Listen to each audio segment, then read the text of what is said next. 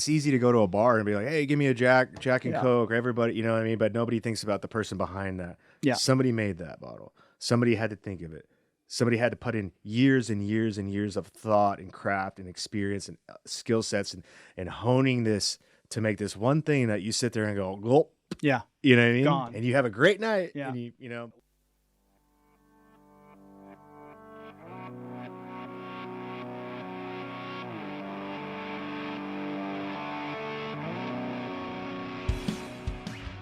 Episode 5, Davin Topel. How you doing, dog? Good. Thanks for having me on, man. Thanks for coming. Yeah. This wonderful week we're having.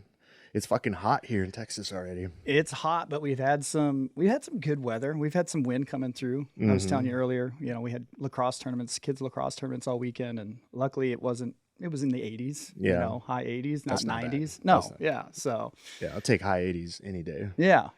That's scorching heat for most states, but here in Texas, that's you're putting on a hoodie in the evening kind of weather. I'm from Minnesota originally, so like I'll tell you what, the first 2 years that I moved here, I was angry. I was very, very angry. I didn't know I didn't know how people lived here. Like, this is insane. Did you have heat flashes or anything like? Just trying to do stuff outside, mowing the lawn. The one that really got me was like I had a flat tire, had to change your tire on the asphalt. It's 100 degrees, the asphalt's 130, and I just lost it. And it was like, I don't know how long I can last here. But then it was like a couple months later, I started distilling, started doing something that I loved again, and that was all outside next to a 200 degrees still. And I was happier than a pig in shit to be that hot. Like, I didn't care. Oh yeah. Yeah. Just because I was back doing what I love. I love dry heat. I hate humid. Yeah. Humid heat. Yeah. And Minnesota's humid heat, but you only got it for like a month and a half out of the year. Here, it's a long one. So before we get into like your job and what you do, Yeah. I want you to explain like to everybody what your specialty is. I have a question for you. Your house is on fire and you can save one bottle. What bottle are you saving? Shit. I guess one bottle. I would probably be saving my Mezcalateca mezcal, the Papalota mezcal. That's that one I got from Oaxaca when I was there. Mezcalateca, the mezcal library, is a place in Oaxaca where they just collect spirits, mezcals from all over the indigenous Oaxaca. These things aren't for sale. These are just farm distilleries, and they go and collect them and then tell their stories. And that bottle of Papalota has such a unique story. It's a very ancient way of distilling. So they distill in clay pots, which they still practice that. They still practice this to this day. But before the distillation, they ferment in cowhide. So the cowhide is, the skin is stretched into a bowl, and then they put the macerated agave into that hide. That do they dried clean out the hide before they do this? No, and that's the thing. No? Well, I mean, yeah, they clean the hide. They get the, it's like skinning, right? But it's rudimentary skinning, right? Yeah. So they get all the fat off, all that kind of stuff. But it still impacts the final flavor of that spirit. Right. And nobody's doing that, right? Like, there's very few farms that are doing that. So that's why I would, like, it's a hard question.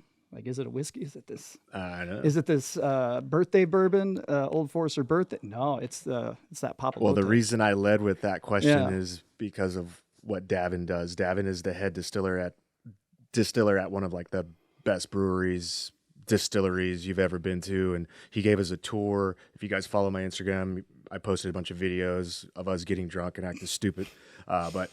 Like, he's just a wizard. He is Breaking Bad of whiskey and beer. He understands this shit inside and out, backwards and forwards. And I've always been curious and interested in the process and how, but I learned, in the process of going and doing a tour, I learned more about the mind of the person that it takes to do this stuff. 'Cause it's a very long process and there's a lot of, you might as well be a chemist.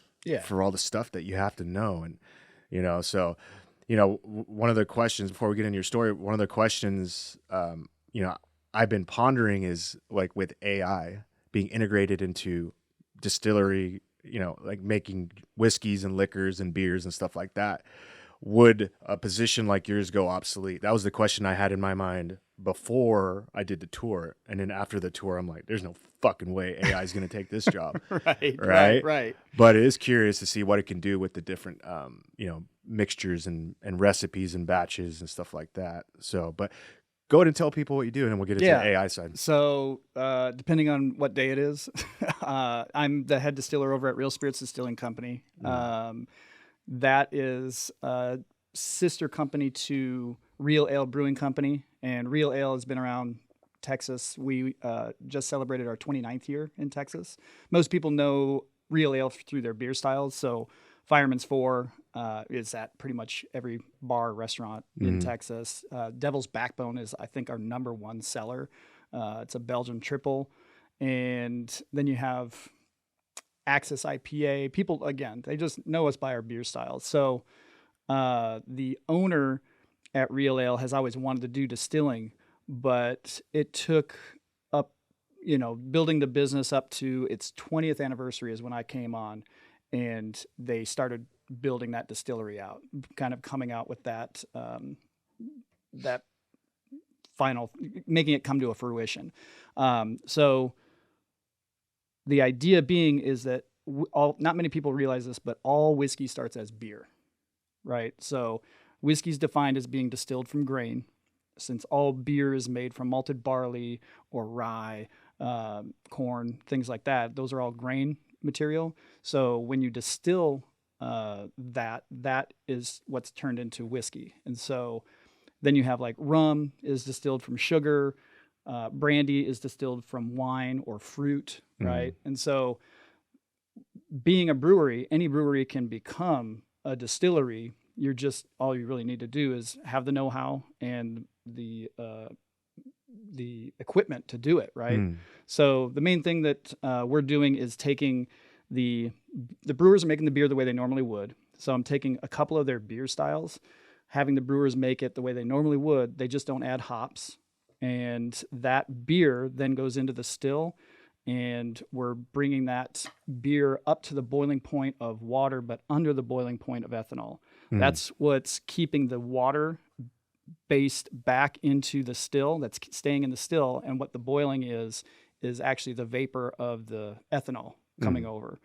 And yeah, we can get real nerdy on it as we did over at the brewery distillery. But that's basically all it is. It's just turning that ethanol into steam and separating it from the water and concentrating it. And you have what we, commonly refer to as like a white whiskey or a white dog. Yeah. And then it gets 100% of its color from the charred white oak barrels, and anywhere between like 75 and 90% of its flavor from those barrels as well. Yeah, we learned a lot when we were there. I mean, I always thought, they're probably just mixing different ingredients into a pot and boiling it, and they're serving it. But it turns out like every process, like he says, like, they take a batch of beer. Okay.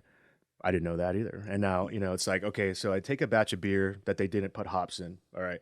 Now I'm bringing that over here. I'm adding whatever you add to it, and then it's turning into steam. And then from the steam, it's dripping into something else. And then they take what drips from that steam and they put that in wooden barrels. And I mean, it gets so intricate as to what kind of wood are they using? Where in the world is that wood from? What kind of temperatures does that wood sustain? Because, different woods, they're more porous. And so when it gets hot, the pores expand. And when it gets cold, they constrict, right? So basically, like the inside of this wood, depending on how charred they want the taste to, or smoky or whatever it is, the flavor, they coat the inside of this barrel with this coating. And it's charred on the inside. It's literally it's charred like a flame. Right, okay. Right. So yeah, correct me wherever I get wrong. No, you're all good. So they take a wooden barrel, say it's like a pine tree, pine wood. All right. Oak, white oak. Yeah, no pine. It's no pine. Yeah. All barrels that you're going to be using in the aging of whiskey or even wine is all oak. Now it's dependent on where that oak comes from.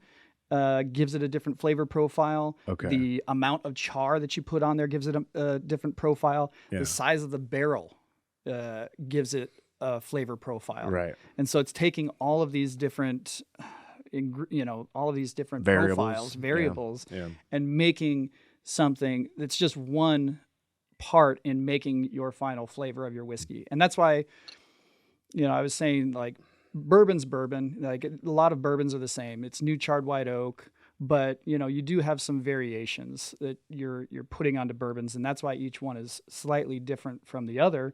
Is that char level of the interior of that barrel, the size of the barrel. Garrison Brothers uses a mixture of 53 gallon, which is a standard size barrel, and then they'll also use 30 and I think 15s as well. But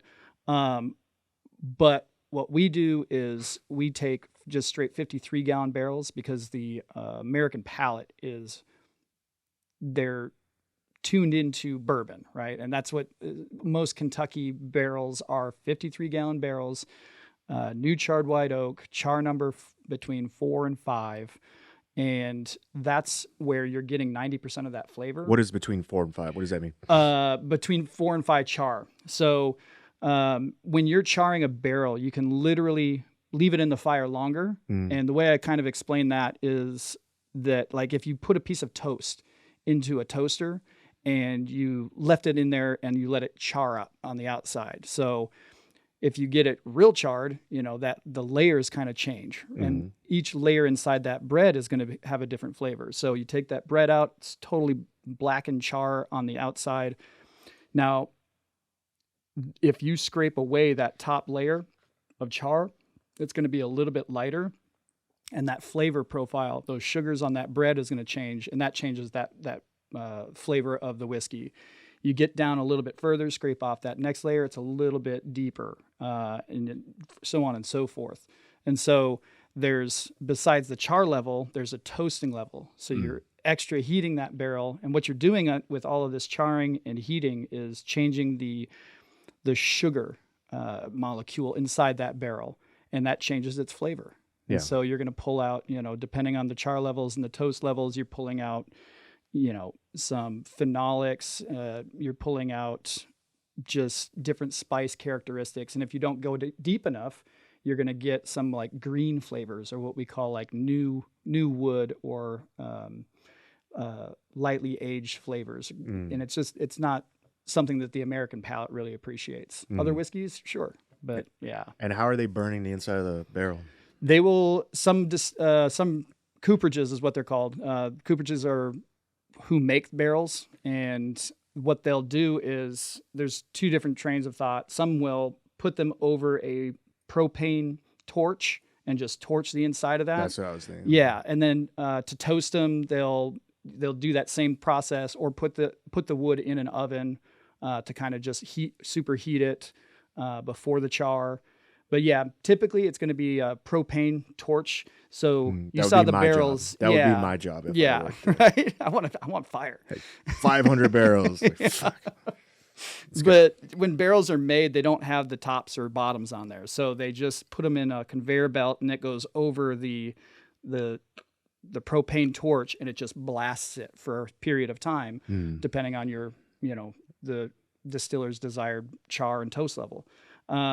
Then the other way that the other train of thought is to actually use the wood chips and just build a fire inside. And that's very old world style, and coopers are very proud of that. Like, distillers are really proud of that. Like, no, all of our barrels are wood fired as opposed to a gas fired. And does it change the nuance of whiskey? Like, yeah, I mean, it's all in the story, right? Everybody's whiskey story is different, and how you tell it is how your whiskey's final flavor kind of comes out. It's not just its flavor, but no, I can taste, the difference between this one that's propane and this one that's wood. But it's, Yeah, we talked about this a little bit, right? Like the people that are expert tasters in whiskey. Like, can you explain a little bit about, like, first off, how do you get that job? Yeah, exactly. I was telling you guys that, you asked, did I go to school? Did I, which college did I go to? And I answered to, it's passion. It's literally just passion. I've been in the restaurant industry since I was 12. I washed dishes at a Chinese restaurant and then worked my way up as a waiter and then in the kitchen again as a chef for that restaurant, and then started bartending and all of these things. So being a distiller is kind of a combination of,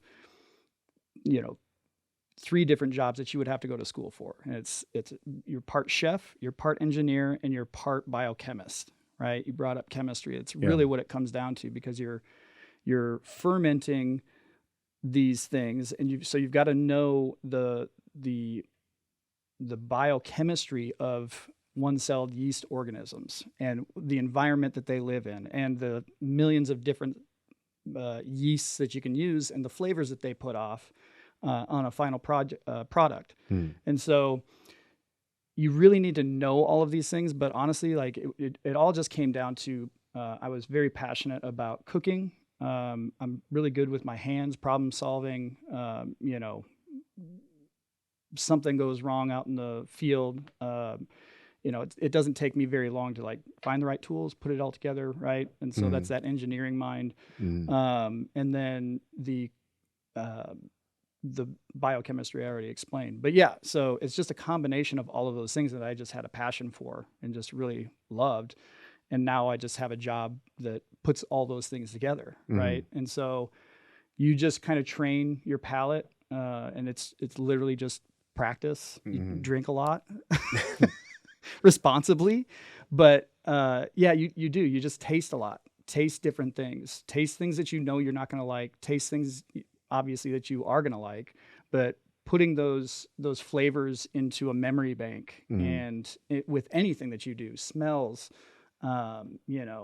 Just driving down your car down the freeway. You smell burnt tire, or something like. You're at your grandmother's house and the baked cookies that are going on, like all of these smells go into a memory bank, and it's just recall. It's just recalling all of these things that help you become a better whiskey taster. And yeah, I gave you some sheets of like, cause it's hard to do recall. It seems like a simple thing, like, oh, you taste whiskey, like, but most people it's you tasting whiskey. Oh, I like it. Well, why do you like it? If you really dig into it, well, there's some deep thing that you're thinking about that brings you back, that's transcending you to a place, right, is why you really like it or why you don't like it, right? And so these are like lexicons of sight, and so they're just descriptor words that kind of help you get into that frame of mind of tasting, and it becomes pretty fun. Yeah. Because again, you like this whiskey, but you want to know why. Yeah. This will help you unlock that. Yeah. Just so people that obviously aren't reading this, but so some of the things that they use for their checklist, these tasters, there's 4 main ones. It looks like it's appearance. So how does it look? Nose. So how does it smell? Right? Palate, obviously, how does it taste? And then their conclusions on what they come up with. But it's pretty interesting. So, like, as far as appearance, they're concerned about clarity, intensity, colors. So, like white, golden, brown, pink, red, orange. Like, apparently they go through all of these. What is this? Other observations, legs. So legs, what that pertains to is how viscous, the viscosity of your whiskey. So when we're tasting, we're going to be using like Glencairns. That's what this is, the very typical whiskey tasting glass. And the reason that it's shaped this way and made this way is the base is heavy and away from the glass so that your hand isn't warming it up. Okay. It's the same thing with wine, right? Wine has a lot of people don't realize that, but the stem on the wine glass is so that your hand isn't warming your wine. It's to keep your hand away from it. And so it allows the room temperature to do what it needs to do. Right. Because as you heat spirits up or change the temperature, it's not giving you the true flavor or smell. Right. So then it's shaped like this because ethanol is kind of more of a heavier gas, or it's a heavier form of gas, but there's essences that are coming up. So the idea is you're going to pour in a small amount of whiskey, you're going to give it a swirl, and those legs will start to form, or like it'll start to drip down. Mm-hmm. And if there's no legs, it's just like there's nothing, kind of like you can't see through the glass, and it's just like Windex is on there and it's just nothing, right? Legs is those little legs that just kind of slowly come down. Right. And that's what I look for in a good whiskey, because it's of its viscosity. It means that there's a lot of heavy oils still left over in there. Mm. And those oils are great because that's coating your mouth and your palate, and it's going to allow you to taste the different things that are on in that whiskey. Mm. So if the legs aren't really there, it's going to be less viscosity. So when you drink it, it's just going to go past your tongue and straight down, and you'll get some flavor, but it's pretty fleeting. It's gone pretty quick. So you really got to try to pick apart all those flavors real quick. Is that the same thing with wine? They give you a taster at the beginning. Is that they're looking for legs? The legs, and that's where the term comes from. A lot of these terms come from the wine tasting. I feel like the whiskey tasting, it's been around for a very long time, but wine obviously has been around before whiskey. So the appreciation for wine has been around a lot longer. But I mean, whiskey's been around for eons. And when you're smelling, what are you smelling for? Yeah. So when you're smelling it, again, the shape of the glass, it's a tulip shape, and that kind of holds that ethanol in the glass, as opposed to it having a big flare out like a martini glass. Yeah. You're going to go up and smell, and you got to get real close to smell it. This, you don't have to get, directly on the liquid. You can just put your nose into it, and depending on the ethanol, it can be really strong. And so you can pull it back, you can push it forward. The other important thing about smelling whiskey is that you want to actually smell with one nostril and then the next. Yeah, it's super strange. Left and right brain. It's the same left and right brain theory. Yeah. So when you're smelling with this nostril, when you're smelling together, you're putting these things together like, oh, I get this, and there's something. But then when you go one side and the next, like, there it is. It's banana. Like, this one gets banana, this one gets cinnamon, right? And so, and so you'll be able to kind of pinpoint and pick apart just by going one nostril to the next, and then back to the center. But it's, again, all this stuff is just kind of fun, and it's all experimental. And the more you get into it, it's just like, okay, now I'm a whiskey nerd. Yeah. Now I'm getting real deep. That's really interesting, because there's a book I read a long time ago by Michio Kaku. You know Michio? I don't. So he's like an astrophysicist or astro theorist or whatever. Anyways, his job basically is he travels around the world, and he goes to all these universities and these labs, basically with everybody on the cutting edge of technology, whether it's like brains, AI, traveling the stars, whatever it is, he's the guy. And then he takes the information he learns from speaking to these people, and he does seminars, typically at universities, big universities all around the world. And then at the end of it, he opens it up for Q&A, so people in the audience can ask him questions and all this stuff like that. Well, he wrote this book, and I might ruin it, but I believe it was called Power of the Mind, or Power of the Brain, or Future of the Mind, or Future of the Brain. My memory sucks. I used to be a preacher. But anyway, so he wrote this book, and I was reading it, and one of the things he talked about was your left and right hemisphere are actually two independently thinking minds. Yeah.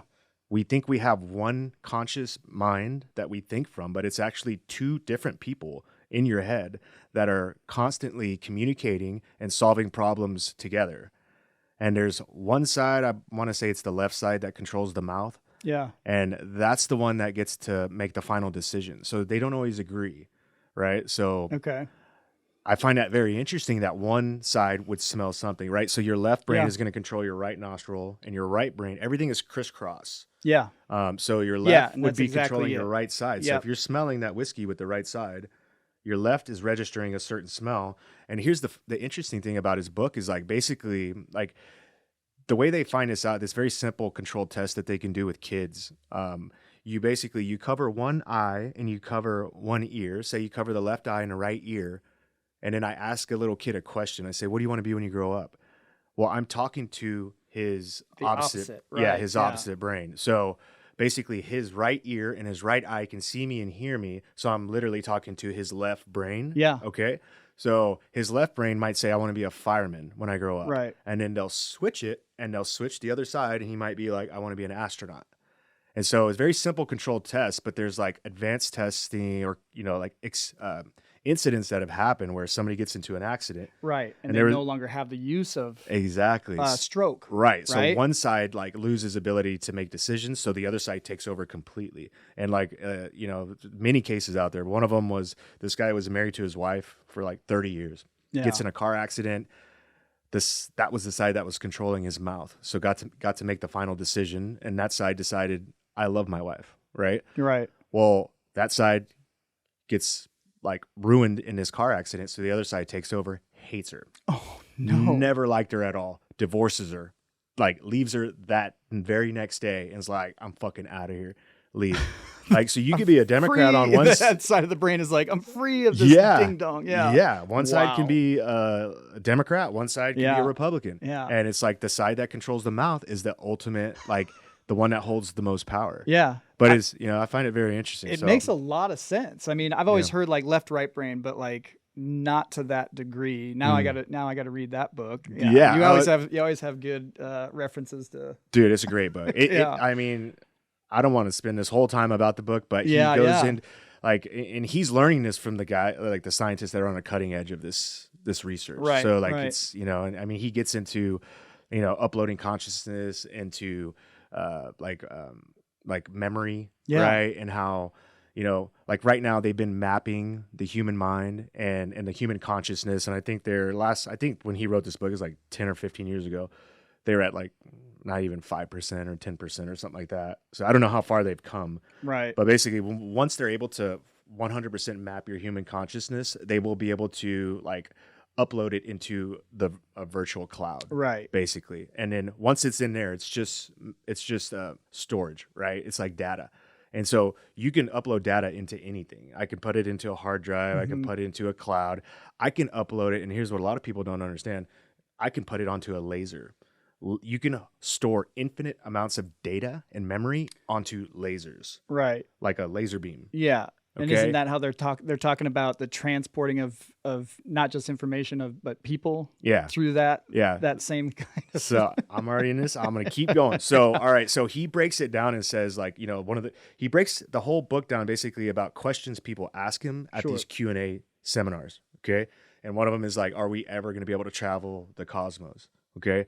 So from all of the people that he knows, the experts in his field, he breaks it down into how it could actually happen. And one of them is nanobots, self-replicating nanobots. Mm-hmm. So if we were to shoot off we're going to go really nerdy. Oh, yeah, yeah.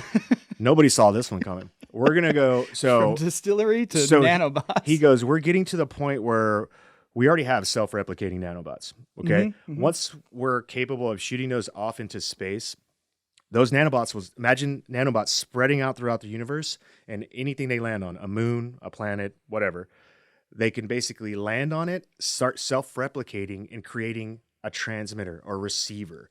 They could, whatever you build them to do, right, they will do, right? So I can send nanobots to planets and have them self-replicate until they get to the point where they can build me an avatar, like a robotic body on this planet. Yep. Okay, so and then you transport your cloud mind into the I was following you all the way. It's like, oh no. So that's what the maybe not too far future looks like, and it because like right now we can't travel the cosmos because our bodies cannot handle it. No, right? It physically, we're a weak species. Like tissue is not going to make the trip. Exactly, but just from radiation alone, I mean, it's nearly impossible. Right. So.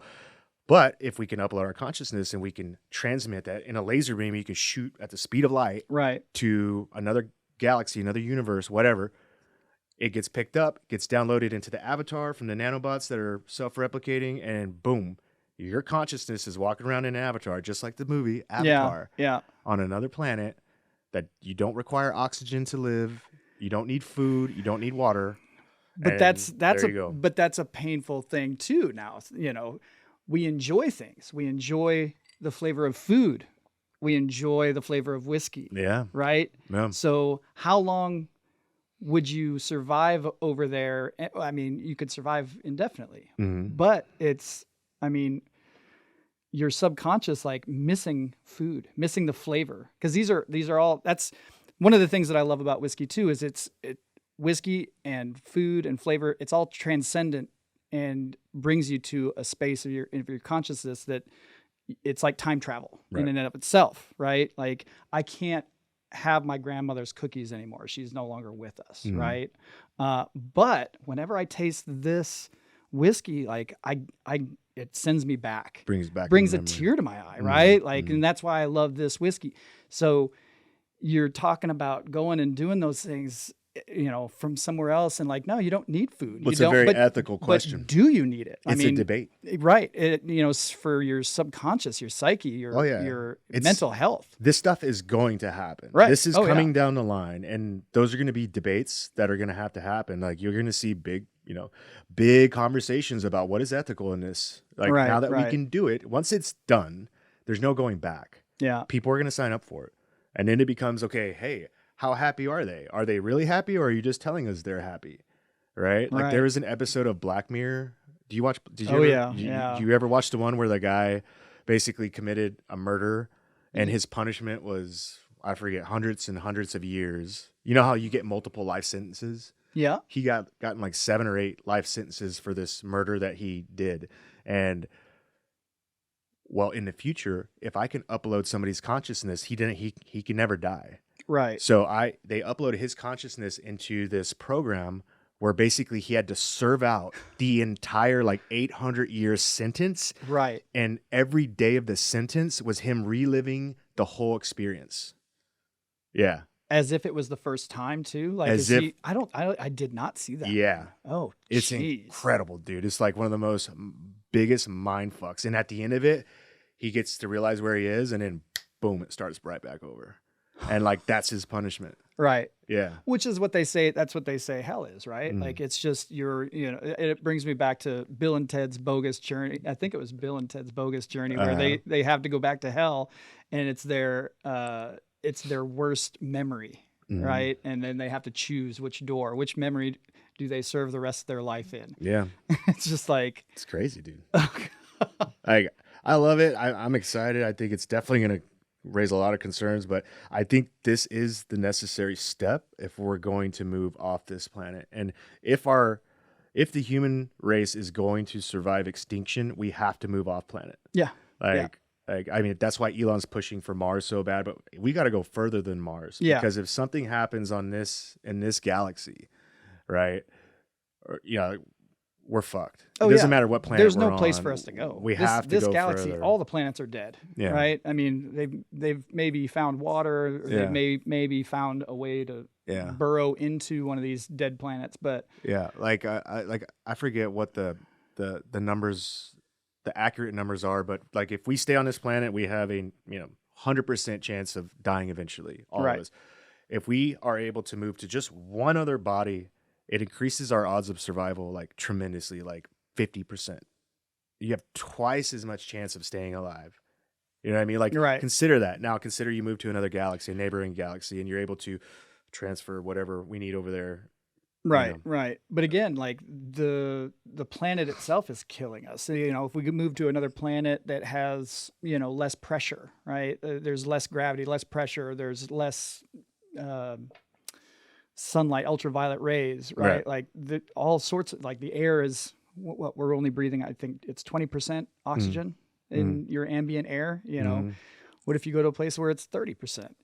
Like you could live potentially like, oh no, you live and stay in kind of a younger body because time isn't killing you, right? Well, there's a lot of people that say like the human body, like what makes the human body, like our DNA is not designed to be on Earth. Right. Like that's the reason, like the gravity is too heavy for seemingly what our bodies were created for. And that's why there's a big population of people out there that think that we are on the wrong planet. Like we got seeded from another place where there was less gravity. Sure. That's why when you get older, you just keep getting shrinking and shrinking. They literally, your spine is shrinking. It's compressing. Yeah. Everything is compressing. Yeah. Because we're under so much pressure. Almost right? like we're the aliens on this planet. Yeah. But, you know, I mean, it makes sense. I look at the universe as, you know, any body that has water on it is an oasis. It's like a desert. Sure. Like, if you're capable of traveling the cosmos, you're obviously going to inhabit every oasis possible, and you're going to drop people off because you want your species to survive. It's a game of survival, right? On the macro level and micro level, it's the name of the game. Just survive as a species if you can. And so there's nothing saying that somebody didn't place us here exactly, and we just had to start over as a species. Exactly. Right. Well, we used to think we couldn't find water out there. Now we're finding out there's water everywhere. There's ice caps. There's like oceans underneath ice caps on moons. We thought there could only be life on planets. Now we find out there's moons. Like there's some of these planets have 50, 60, 70, 80 moons orbiting them.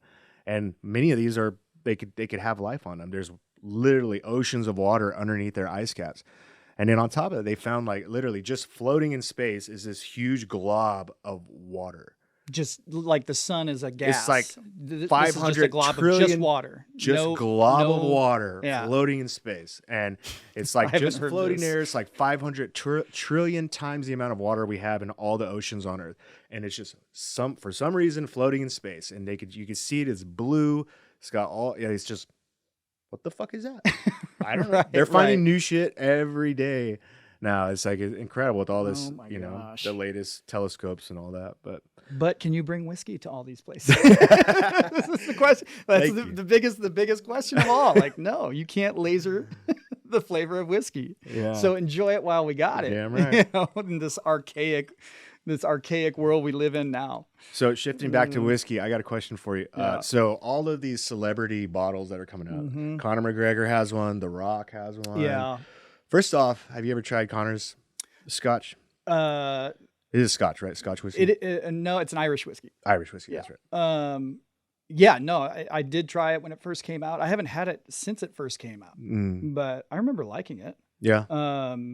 Irish whiskey is a very approachable whiskey. It's a super light, balanced flavor. Like you go with, if anybody says they don't like whiskey, that's the one. That Irish whiskey is the one that I like. All right, well, let's just try this. Yeah, try something like. I love this. Jameson. Yeah, exactly.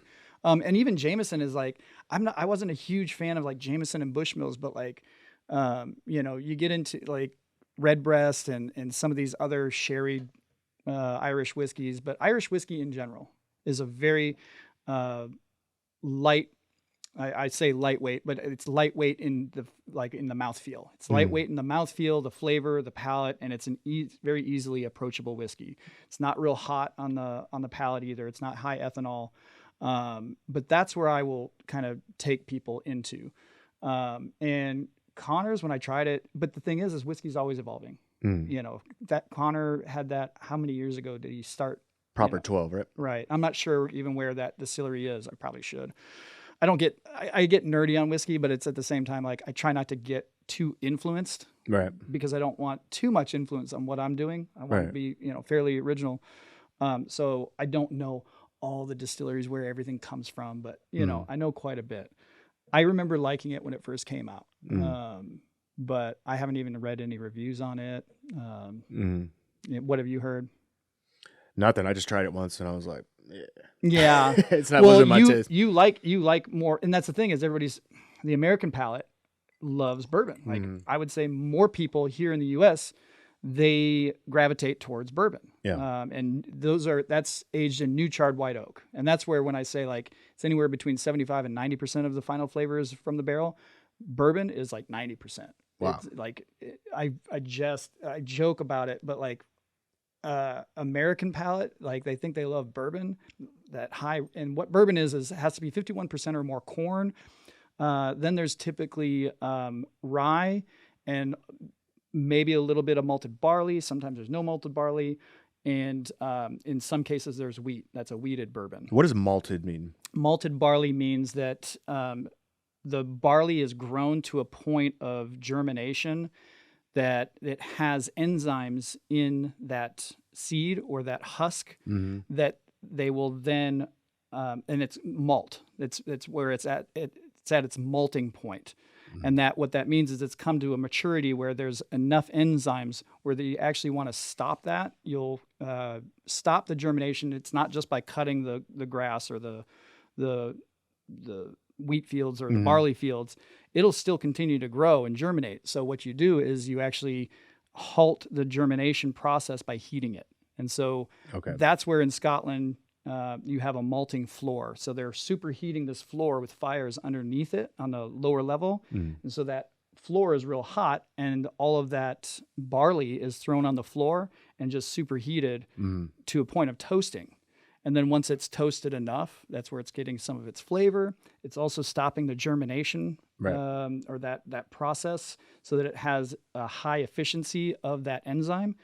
And so that enzyme is just basically used in whiskey making to help convert starch into sugar. The enzyme that's in that malted barley converts starch into sugar.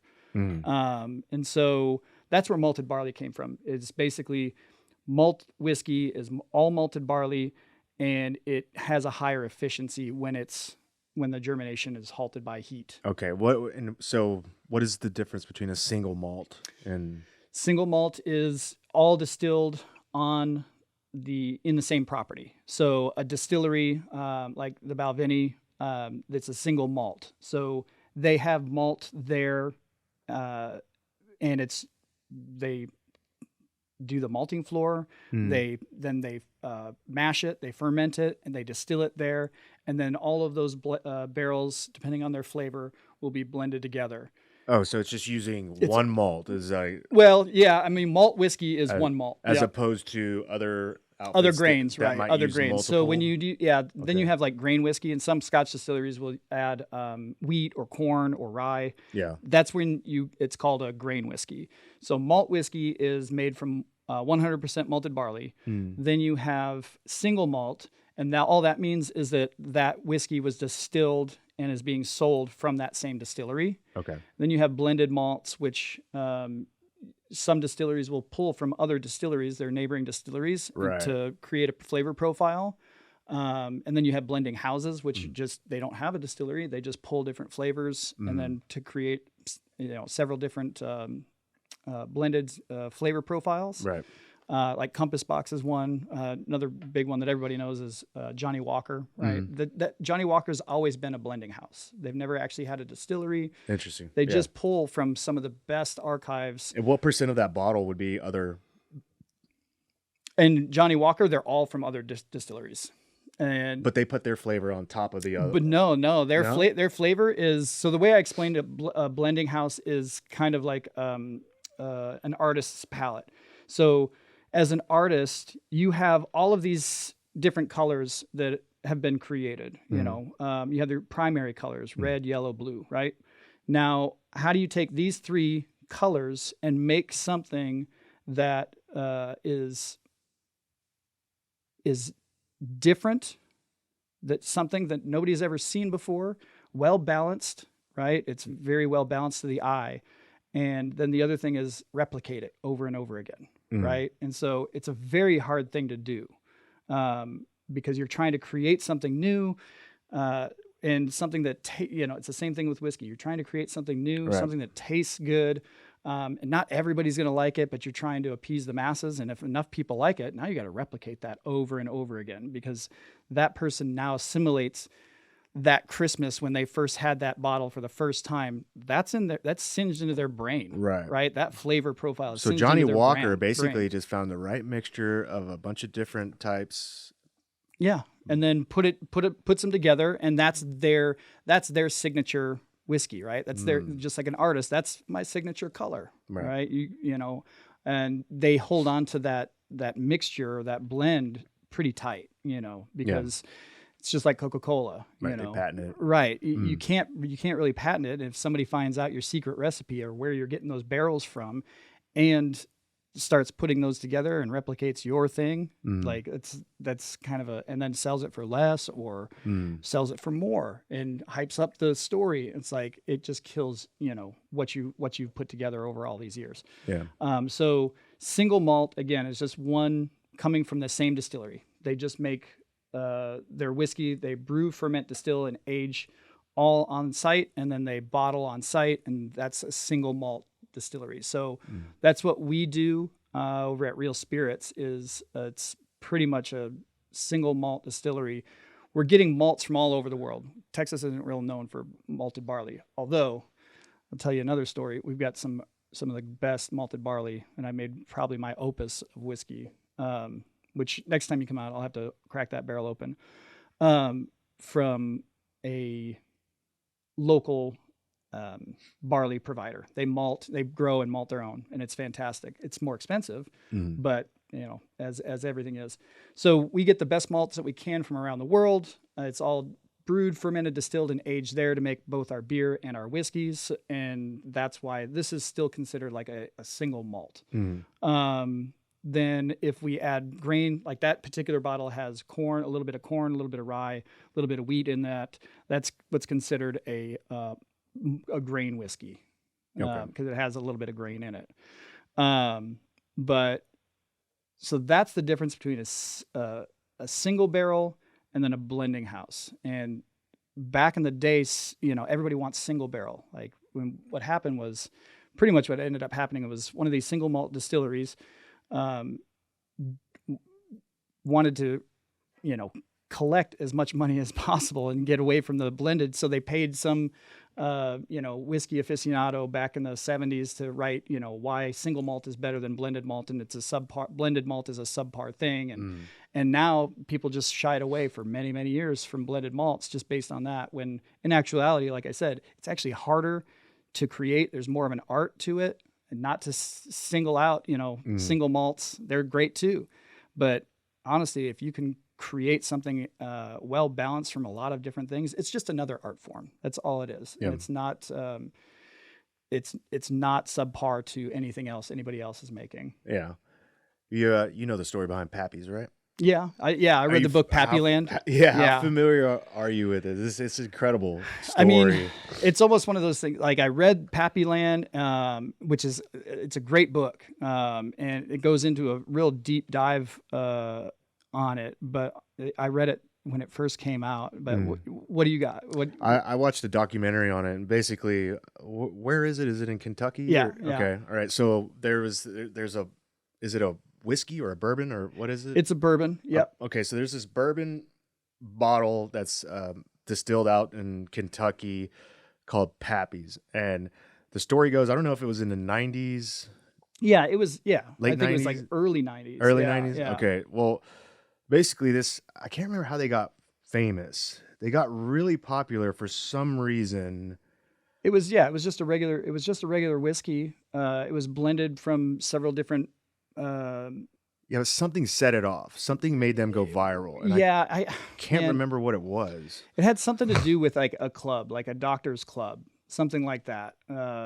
This club of wealthy doctors, they started drinking it, and then they started passing it along and buying it up, and it's just like anything else, right? It's a market. Homework. Yeah, I know. Yeah, same. Like you just asked, like I should know this. I read the damn book. Well, basically, so after they went viral, the employees started noticing. I mean, they went from selling for like $40 a bottle to selling for $4,000 a bottle, like in a pretty short amount of time. And it was a small mom and pop kind of style operation that they had going. Yeah, it was like family working at the distillery, right? Well, like everybody was like, I mean, this bottle goes viral, and it's good whiskey. I mean, I've never tried, but from what I hear, it's like actually pretty decent.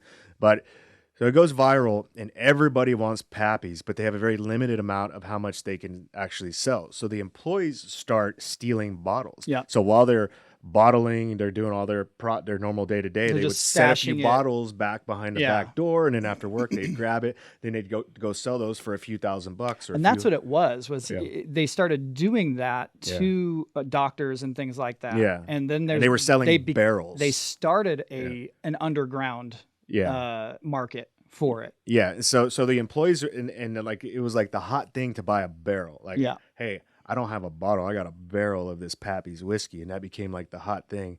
And so they're selling all of these things.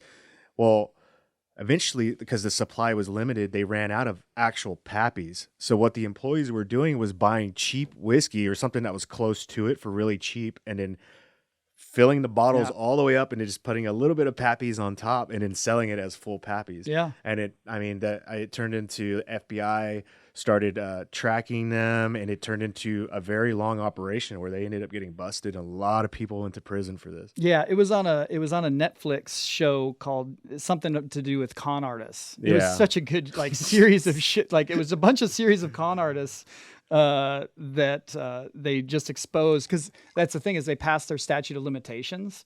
And so all these con artists who've gone to jail, did their time, can now tell the story of how and why this worked. I see. It was a really good one. And Pappy, the whole Pappy story was on was one of those episodes.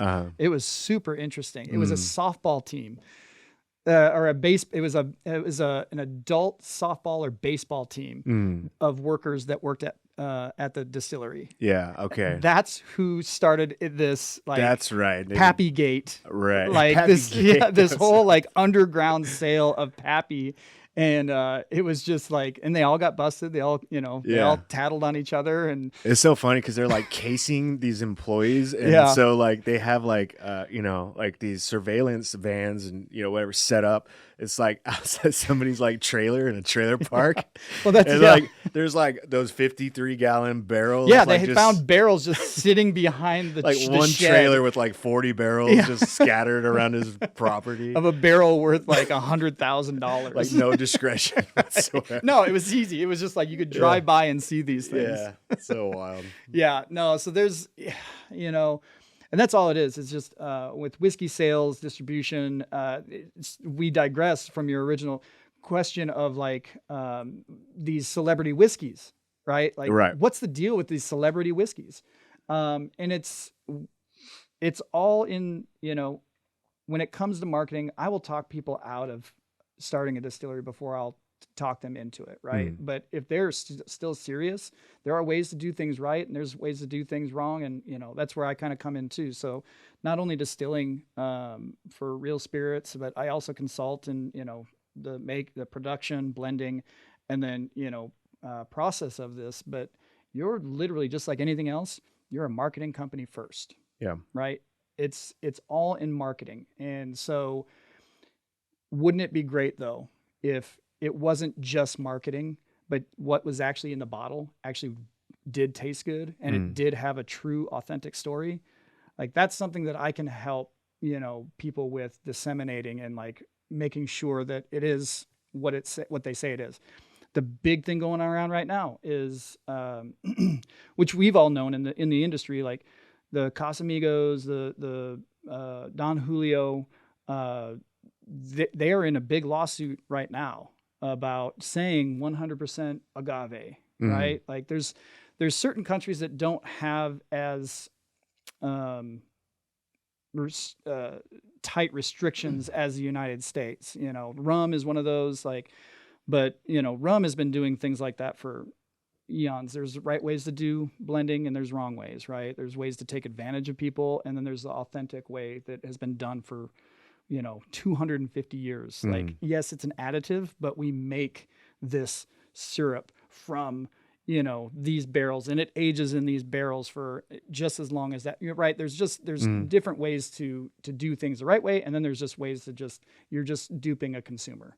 And that's what they're finding with a lot of these tequilas is they add flavorings, artificial flavorings and sweeteners, because again, like, who doesn't love a sweet vanilla, flavor, right? And so it just became real apparent in a lot of different tequilas. Like, and again, if you're in the industry, like it's hard for me to drink some tequilas. Like, no, I'm good, right? But then there's other ones that are like, they're doing everything right, and that's how tequilas should taste. It should have kind of a peppery flavor, like kind of what we call petrichor, like maybe just a little bit of a stone flavor to it. Like there's certain flavors that you're looking for, and then there's flavors that like yeah, vanilla should be in there if it's, if it's aged in wood. Wood, the lingolins in wood promote some vanilla characteristic, some coconut characteristic. But when it's tasting like cotton candy or just a straight vanilla muffin, like there's something going on there. Yeah. But a lot of consumers don't know and they don't care. That's why, cotton candy vodka is a thing. Like, I don't care. It's great. Yeah. But when you're labeling something as such, it should be that. And so because of those restrictions that aren't as tight as they should be in some countries, that's where Is there an international regulation committee out there? Not an international, not really. So, no. And even the one that we have here they try to do the right thing, but it's a government thing, and they have so much turnover. And like you said, like, unless you have the passion for it, like the people who they put in these positions, like, how long have you studied tequila? How long have you studied bourbon? Like, I like it. I've been drinking it, since I was 21. You're 24, or you're, right. You're 34, whatever. And all sorts of other things. And also, you probably don't drink, right? You got to get real deep into it to know what you're talking about before you make these rules and laws and things like that. And so, yeah, some people have exploited that, and there's other countries again that just there's really more relaxed laws on labeling and being forthright. So in Texas, with a few other distilleries and a buddy of mine, Spencer Whelan, we actually put together the Texas Whiskey Association, which I sat on the board for a few years. But what that was what we were noticing as distillers that were making whiskey from grain to glass here in Texas and saying Texas whiskey. Well, we had a lot of other folks saying Texas whiskey on their bottle when they were actually getting the whiskey from another state, right? Because again, the American palate is used to bourbon. Most bourbons are made in Kentucky. And if they're made anywhere else, they're going to have a different flavor. Like when we make bourbon here in Texas, it's going to have a different flavor. And it has to do with where you are making it. It has to do with your humidity, your heat. We explain that at the distillery. Explain that to them, yeah, as far as the heat goes in the barrels. Yeah, I'll get into that. But so we had to like basically we put the association together to kind of put a shovel in the ground and stop these gophers from popping up and stealing sales from actual distillers, because you can buy whiskey from another state from these producers who are making massive amounts at a lower price, right? Like you can buy a barrel for $3,000.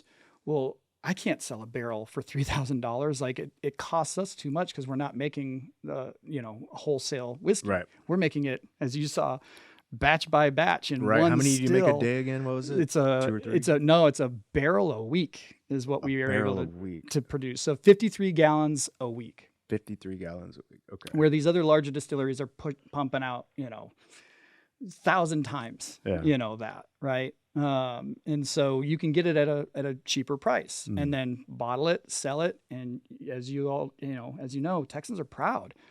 So you put Texas on the bottle. Again, you're a marketing company first. So that no fault of their own other than they were being, they were lying. Yeah. Right. But you're a marketing company first, but wouldn't it be great if you were a marketing company and authentic and the juice was fantastic, right? Yeah. Like it's not an easy thing, a combination to put together. And that's what I kind of helped decipher in that world. But yeah, so heat and humidity, right, has a huge role in your whiskey aging. So that whiskey, the oldest whiskey in there is 5 years. The youngest is 4 years. So you have to label that as your youngest whiskey that's put into that blend, or that mingling, as we call it, whenever you're mingling your own barrels together. You label it with the youngest. Yeah. Whatever is the youngest whiskey is what you have to label it as your age statement. And it has to have an age statement on there. And so, yeah, heat and humidity are an integral role of, you were saying earlier about the barrel contraction and opening up and closing, right? Mm-hmm. And so that's exactly what's going on is during a hot day or in the summer, anything above 46 degrees Fahrenheit, what's going on is that the temperature outside is fluctuating, right? It's cold in the morning, and then it slowly heats up, and then the sun comes down and it starts to cool off again. Well, what's going on inside that whiskey barrel is as it heats up and the hotter it gets, the grains of the wood are actually opening up wider and wider. So in the summertime, we're getting a lot of flavor being pushed into the interior of that barrel, or the wood of that barrel. And then at night, it'll slowly, it starts to get colder. As it gets colder, it'll contract. And then as the seasons progress, as it gets colder in the season, the grains of the wood are going to be tighter. They won't open up as much. And so you just have this constant breathing action happening. It's like, I just think of like the time lapse of like a flower opening up and closing as the sun is going over, right? Mm-hmm. That's what the grains of the wood is doing. So as it's really hot, it's opening up a lot, pulling whiskey in like a sponge. Through that layer of the char. Through the layer of the char, into the next layer of that toast, into the next layer of the lighter toast, pulling out those flavors, right? Of that sugar that's changed from the ultra heating. And so what's going on now is as it gets real cold, and here in Texas, we get below 46, probably 3 weeks out of the year, right? It'll just drop and we'll get into those freezing temperatures. Well, when it gets below 46 degrees Fahrenheit, the grains of the wood are actually going to contract completely, pushing all of the whiskey out. And nothing's going into that wood until it gets above 46. And even then, it's just very small amounts, right? So what's going on in more northern states where you have cold temperatures for 6 months out of the year, the whiskey's it's just sitting in that barrel dormant, and it's not making much changes.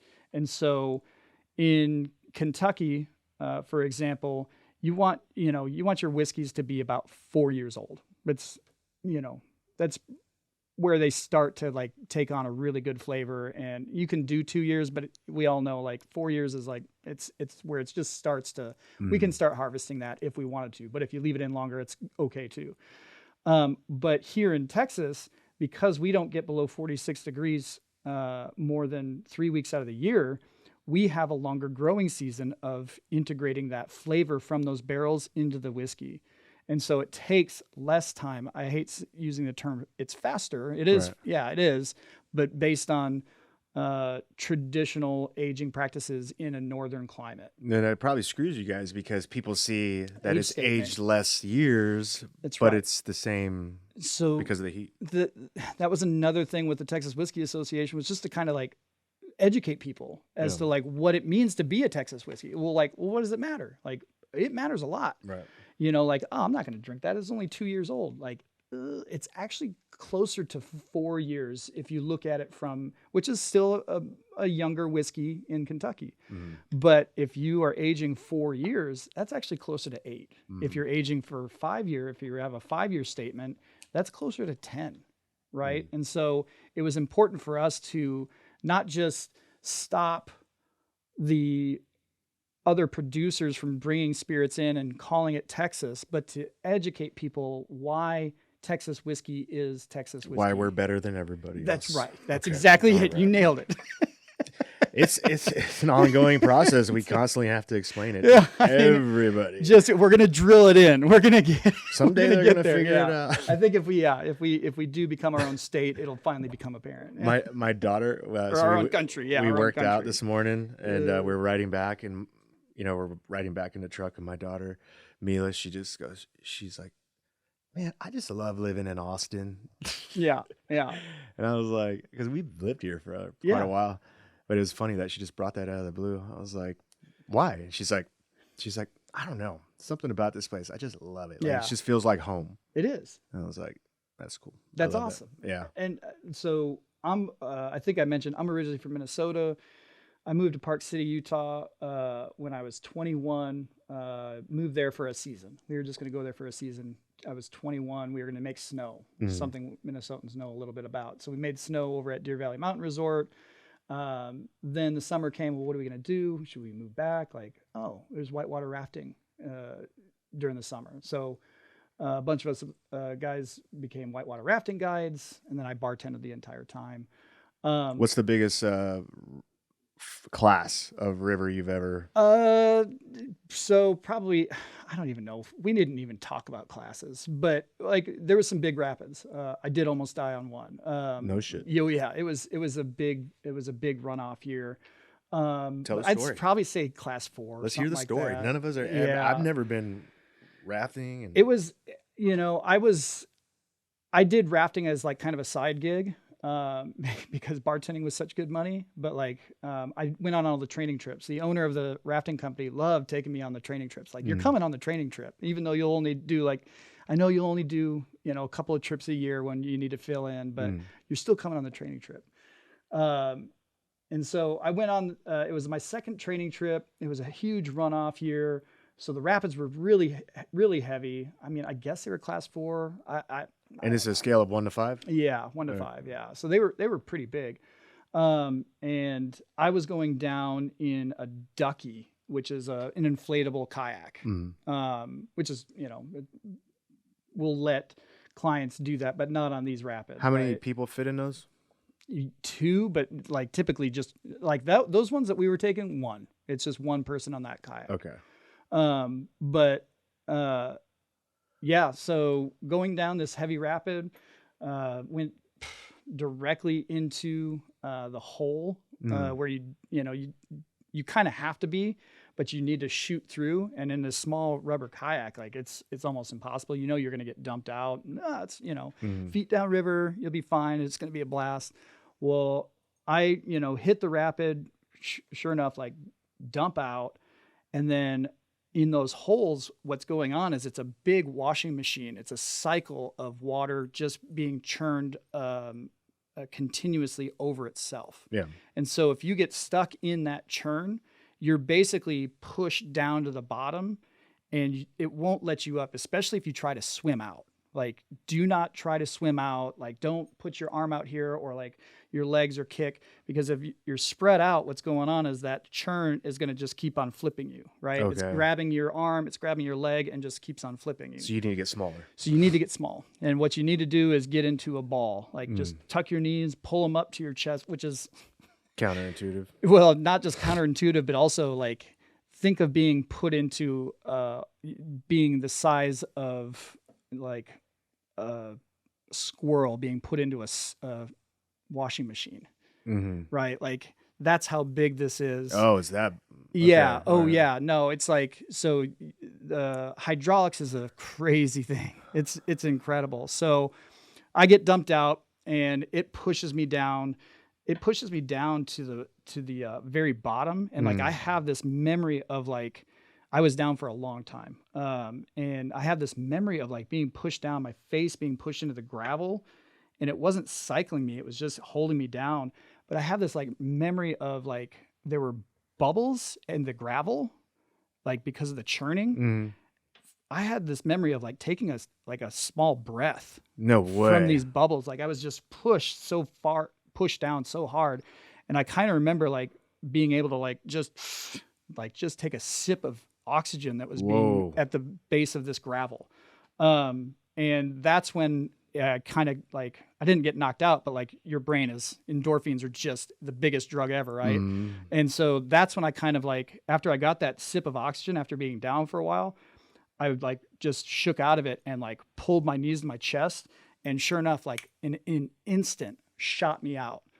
No shit. And I come up, and how deep was that? Like, underneath the surface? Man, it was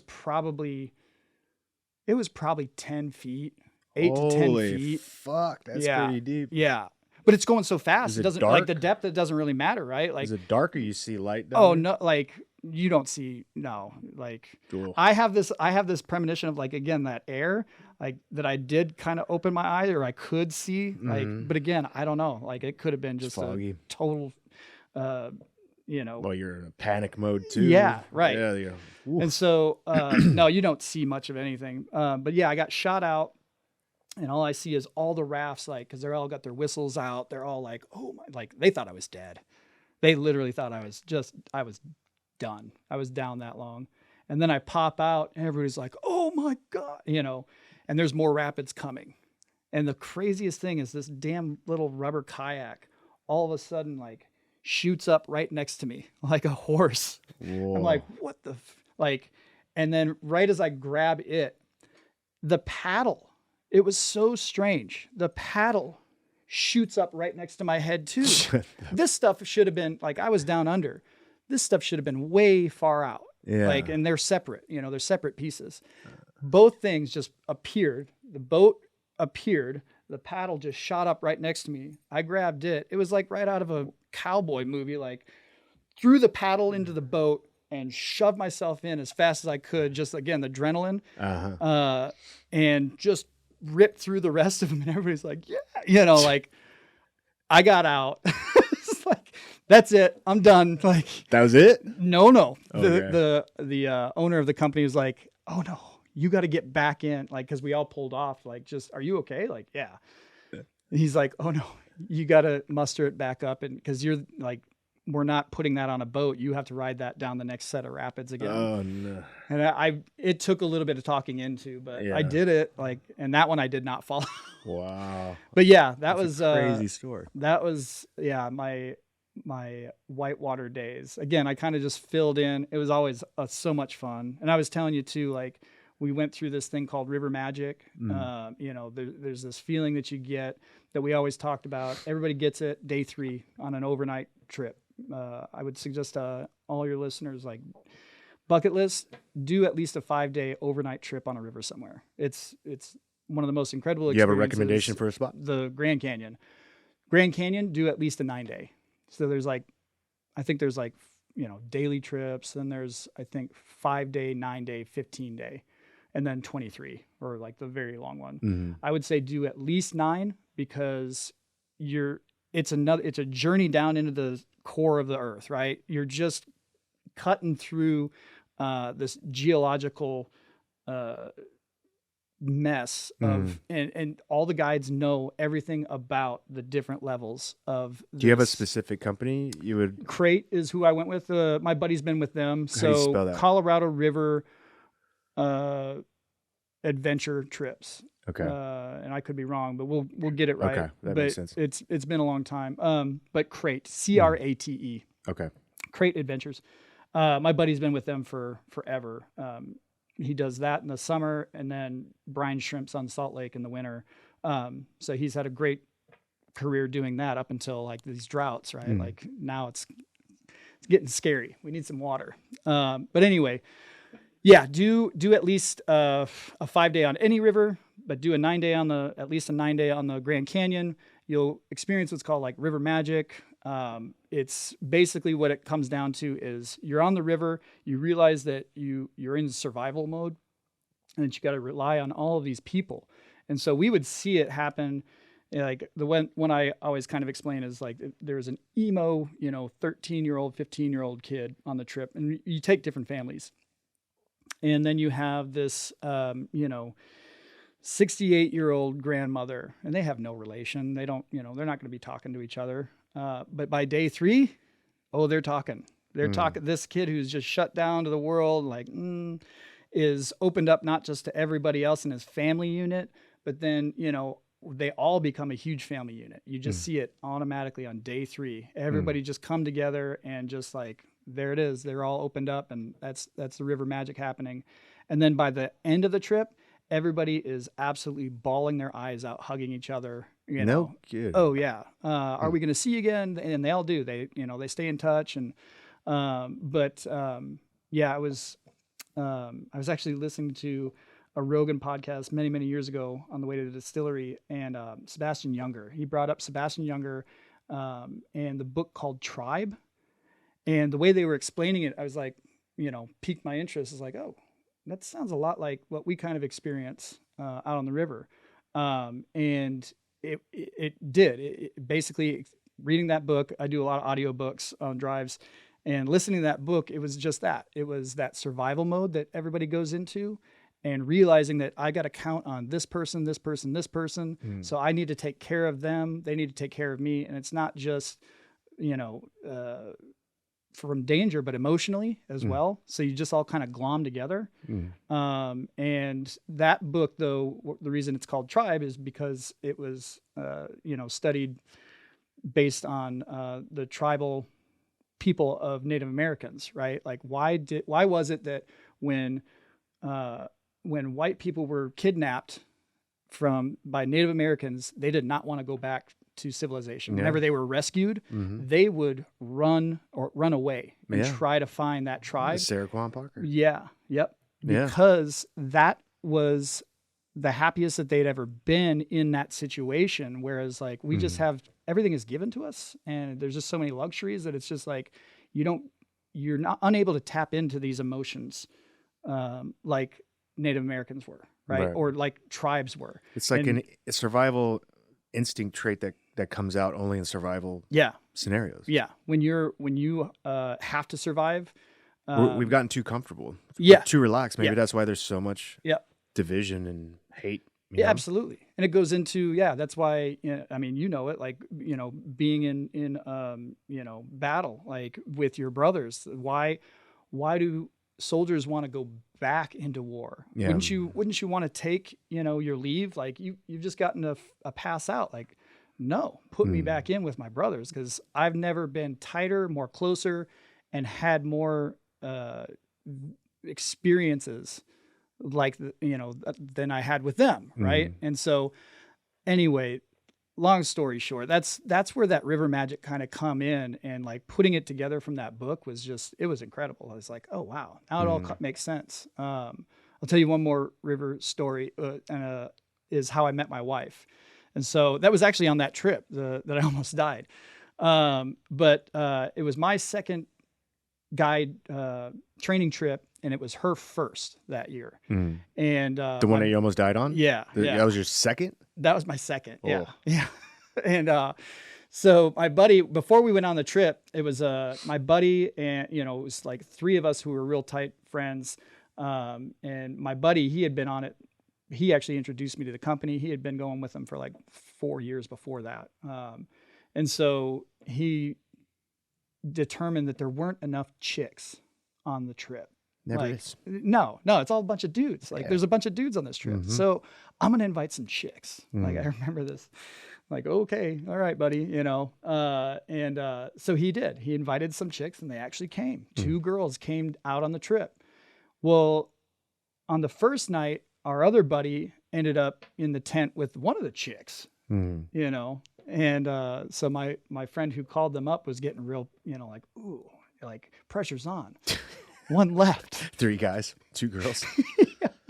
And so the trip goes on. We were out for like a 5-day. And so I almost die. That's probably what That's got probably you to what win. it was, right? Like, Yeah. well, I almost died. He's a survivor. It definitely wasn't. Yeah, it definitely wasn't. Did you tell the story at the campfire that night? No, man, I was sucking air from the bottom. That's hilarious. I swear.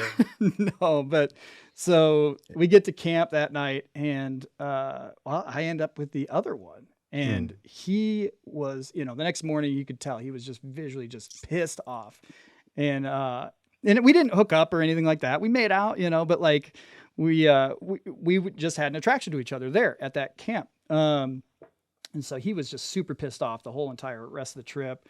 We get back to the boathouse. He's still just pissed off. I think he was, pissed for weeks. Well, we continued to date these girls, during this river magic. Like that's what happened to us. Like, and so river magic happened. And so anyway, my buddy who ended up with the first girl ended up marrying her, and I ended up marrying the other girl. And so we have my buddy who was all pissed off to thank for introducing us to our wives on this trip that he thought he was going to get lucky on. So that's news for you guys. If you're listening and your girl's like, hey, we want to do a girls trip for a river trip. say no. These guys are out there just waiting in the wings, just like that's why they do it. They risk their life. For That's the girls, right. Yeah. right? Check this out. I'm going to take you through this rapid. Crate, you sons of bitches, settle down out there. Well, that was with Dinosaur River Expeditions out of Vernal, Utah. That's who we worked with. And then the crate, that was that's a whole other. They just do.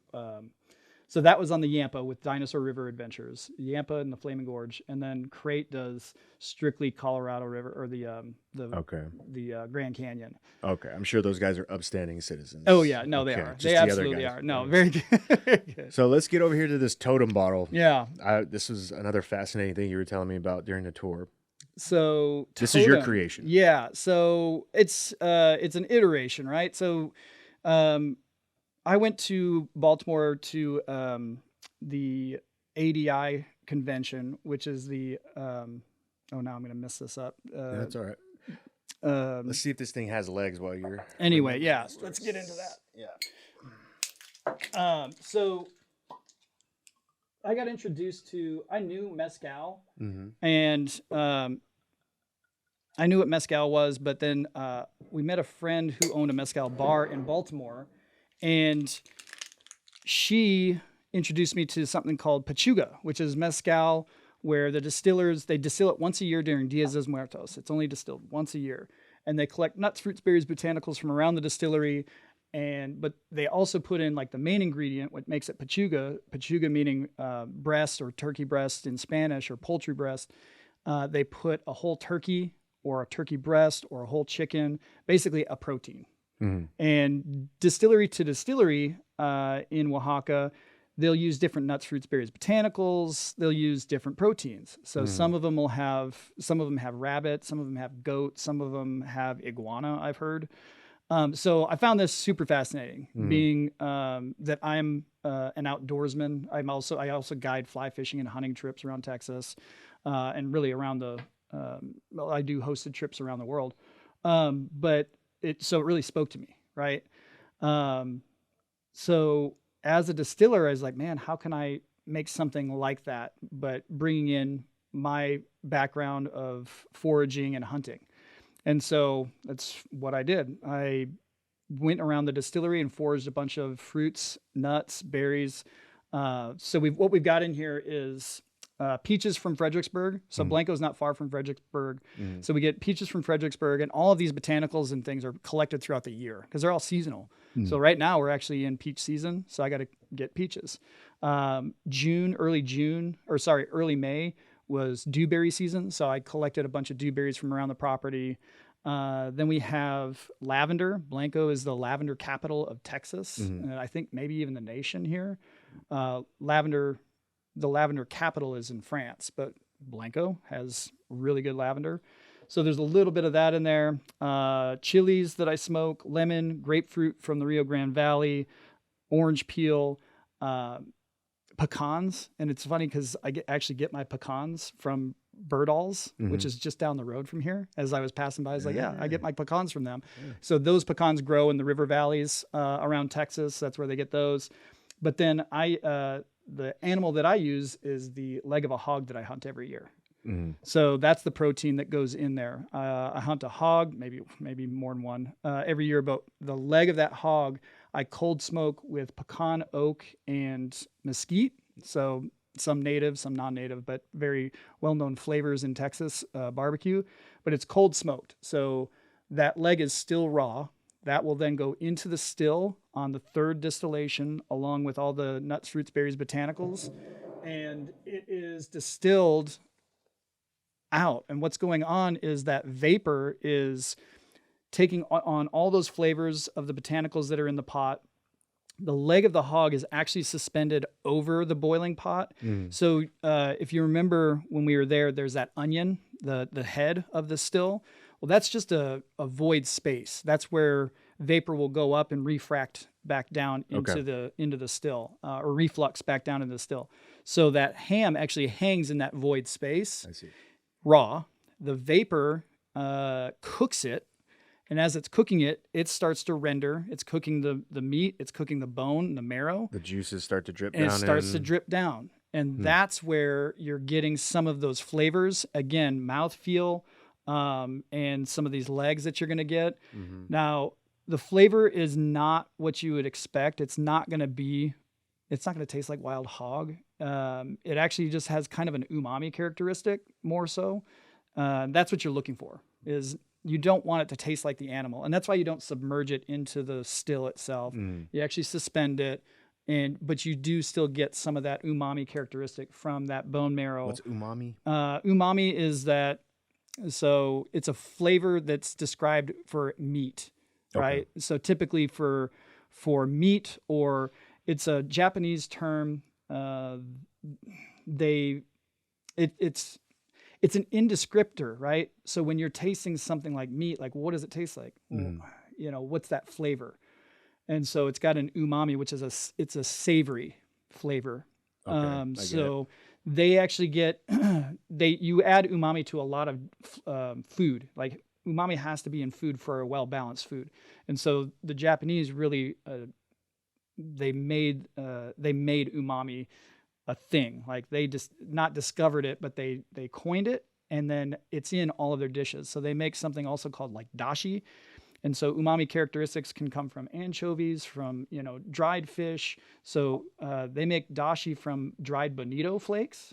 They actually shave off dried bonito. Then they use dried like sardines.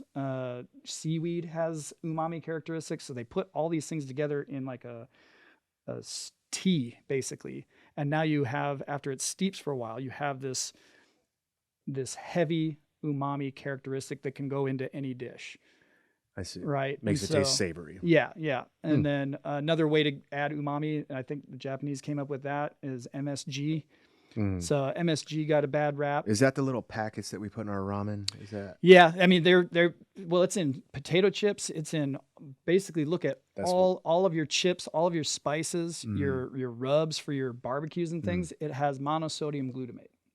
And so monosodium glutamate is kind of it's a salt, but it's also derived, I believe, from seaweed, but it's crystallized and it's just straight umami characteristic. But that's what makes you pop. You can't stop at one chip. I see. It's a flavor that is in a lot of foods to keep you eating it. How healthy is it though?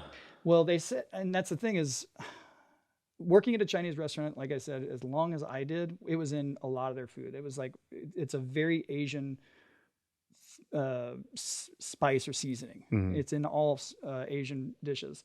And then somewhere somebody wrote that it was bad for you, like back in the 80s, late 80s, early 90s, and that it, caused different things, and that there's allergies. And so we had people saying like, no MSG, because of something somebody wrote. Well, now they're kind of like re-looking at like, wait a minute, maybe it's not that bad. And I'm sure there was some, agenda behind that article, that it was probably big salt, right? Right. They don't, because it doesn't replace salt, but it does replace some salt. You want to have salt in there, but you can also add a little MSG, and it's going to, really amplify your food, and it's going to make people want to come back for more. Right. And so somebody somewhere made an agenda, wrote an article, said it was bad, but it's, do your own research, but I've never known it to be bad. It never affected me. And I don't think anybody's died from, high cholesterol. It's a salt, it's kind of the same thing, but yeah. So anyway, that's umami in a long form. But you're also going to get like some of those fruit botanicals. The other thing about this is that it's not made from agave. It's not a mezcal. I never meant to take a spirit that is Oaxaca's national spirit, right? The mezcal it's only made in Oaxaca, and as it should be.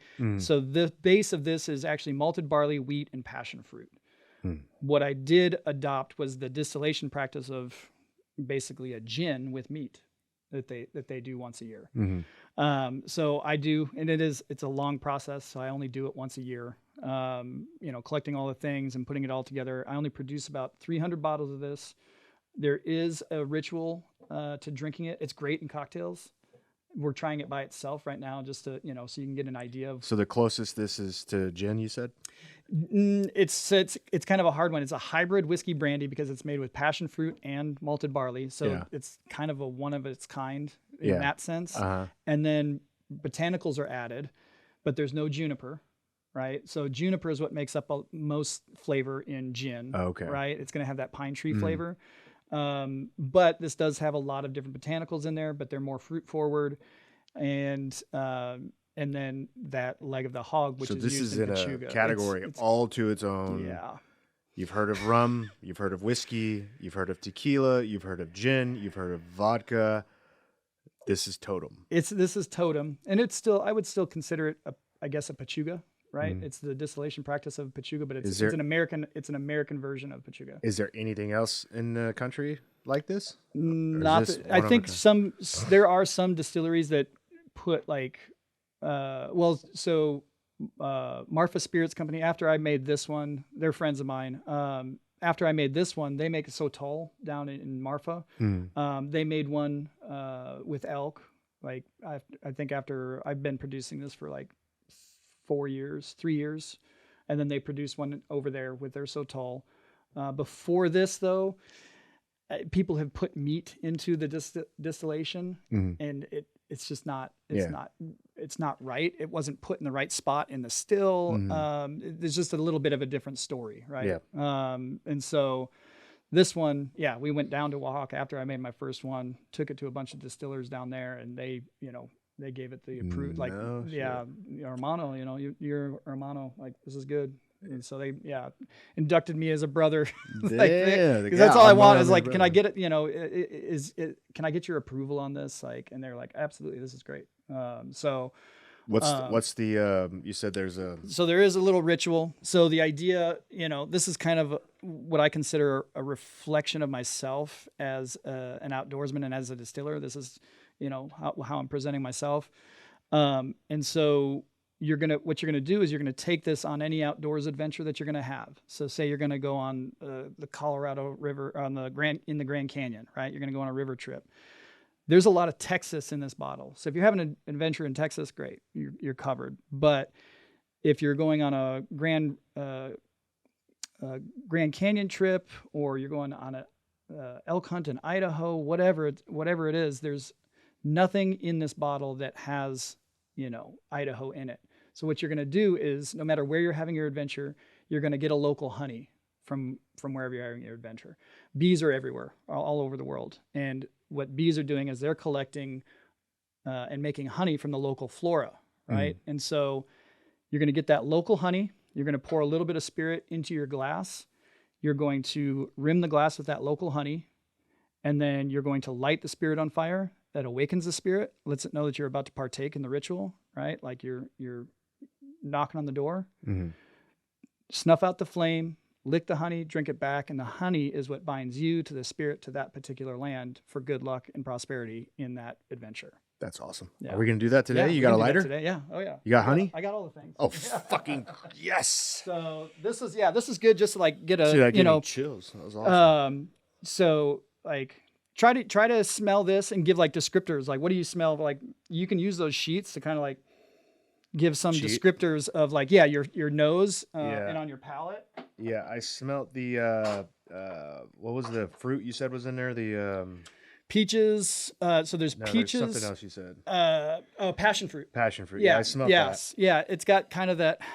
It just has a sweet tropical flavor, but you still get some of that grain in there as well. Let's see. So obviously you're going to want to use flame resistant cups.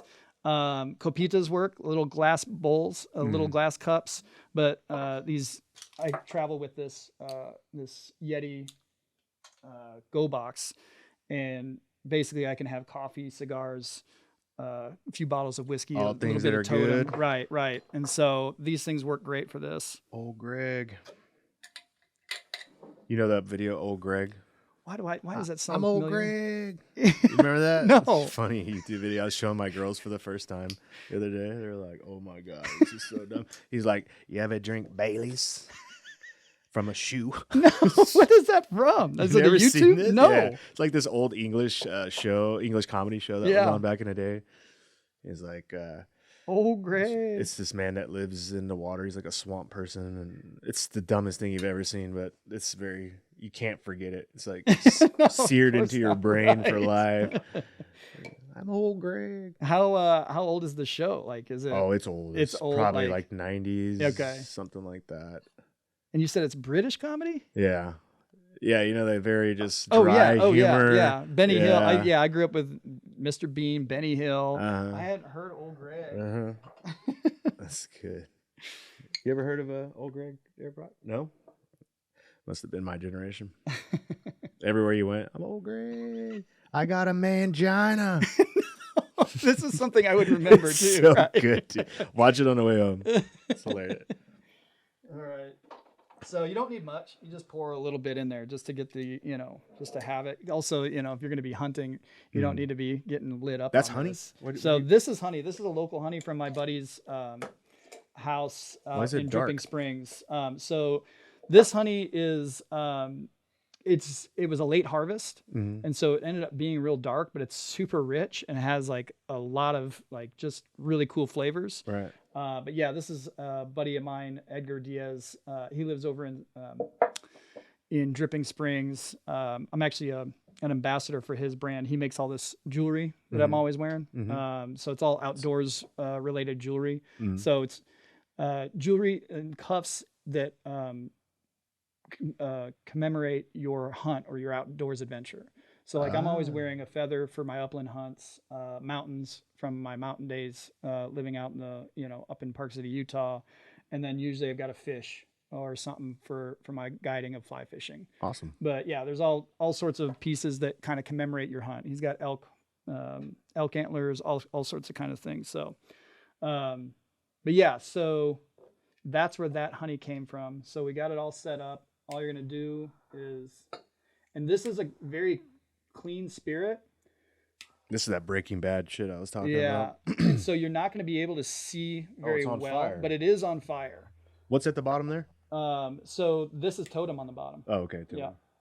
So you're basically going to light it on fire. Like I said, it awakens the spirit, lets it know that you're about to partake in the ritual. You got to put it out before you drink it. Wake up, spirit. Yeah. Wake up, spirit. Put it out. And then you're just going to lick the honey. And then drink it back. It's hot. It's hot. And you should have good luck and prosperity for your podcast. Whoa. Yeah. That's awesome. And the thing is you can actually feel where it's at. We're gonna need right? it. You can kind of feel like it's kind of coursing down and then it just starts to spread out. And so it just adds to the spiritual nature of it. That honey tastes good. But the honey also kind of coats the tongue because it's 110 proof, if you couldn't tell. It's a strong one, but that honey coats your tongue and allows it to kind of just pass back, right? And you just got that extra little bit of sweetness. But yeah. That was awesome. I think I need some more spirit. Yeah. Let's see. Can I pour this in? Yeah, pour it in. And that's the thing is like the cocktails with this, usually I'll make it with honey and stuff like that as a sweetener. Yeah. It makes a really good, so tiki drinks. They're always using like exotic flavors. Like whenever you're having a tiki or you're at a tiki bar and you're drinking something like, what is this? I've never had anything like it. That's where this kind of comes in because there isn't a base spirit that is tiki. Like it, right? It's very exotic. Tiki is like exotic type. Yeah, and it's usually rum based, and those rums will have kind of a funky flavor to it, which is something I really enjoy. But yeah, that's why this works so well is just because it makes somebody think like, what am I drinking? Man, this is really good, but it's actually made with the leg of a hog. And, again, there's always a story with any tiki drink as well. And what better story than, something that somebody foraged the ingredients and then hunted the leg of a hog for. She used the schlong.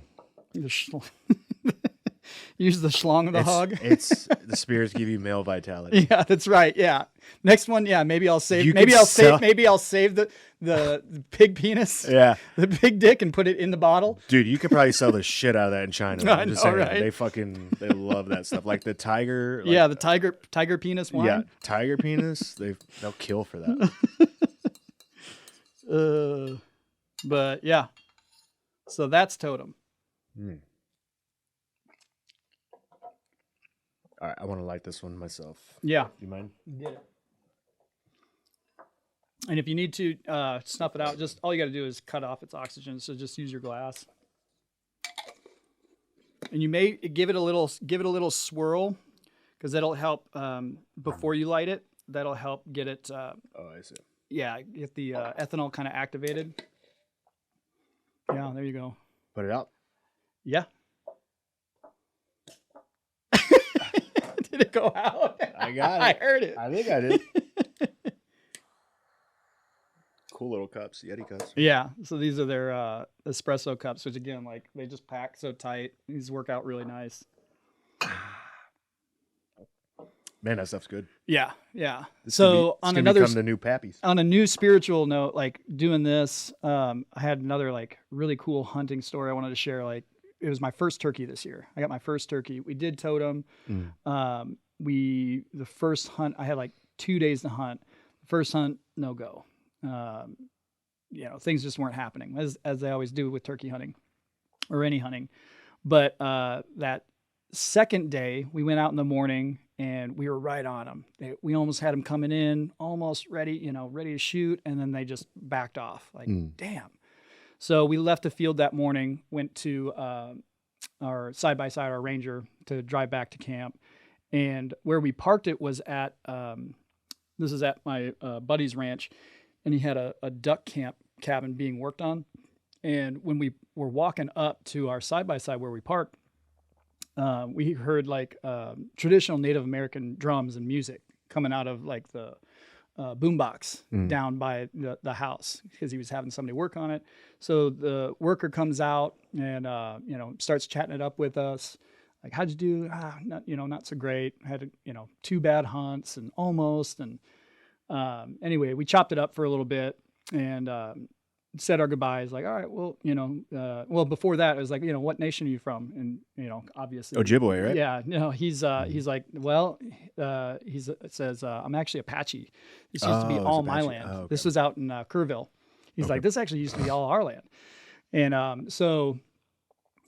anyway, again, like we were saying our goodbyes, and he's like, turn around. And he's, oh wait, hang on one second. I don't have any cigarettes, but I've got a little bit of tobacco, chewing tobacco. So he pulls out this tin of Copenhagen. He's got like nothing left, and takes a little pinch of it out and gets in front of the Ranger, and you can hear him chanting something in his native tongue. We don't know what he's saying. And then he, sprinkles the tobacco around us. And then he's like, all right, well, see you guys later. Like, you guys should have good luck on the next hunt. Like, holy shit, did we just get a tobacco offering from an actual Apache in Kerrville? Like, that was incredible. Like, just that stuff doesn't happen nowadays, right? So anyway, we had one more hunt later that afternoon. Sure enough, I got my turkey.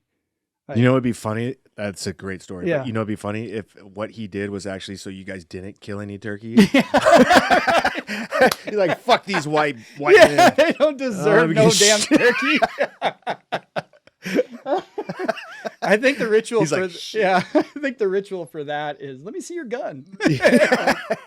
Take the trigger off. Like, I don't know. You told that story when we were at the thing. I was like, this is an awesome story. Yeah. I'm like 10% Ojibwe from my that's right. my dad's side, and so I have a soft spot for like those kind of stories. And that's the thing is like, it's all, anything that I do is like, it's what you put out there. It's spiritual. Again, like the whole Native Americans, the way they lived, we lost that. We just, none of us have that. We never had it as a culture, as coming over from Germany and Norway, like we had that over there, Yeah. but like over there it was like I always go back to my Scandinavian roots. Like I listen to a lot of like Viking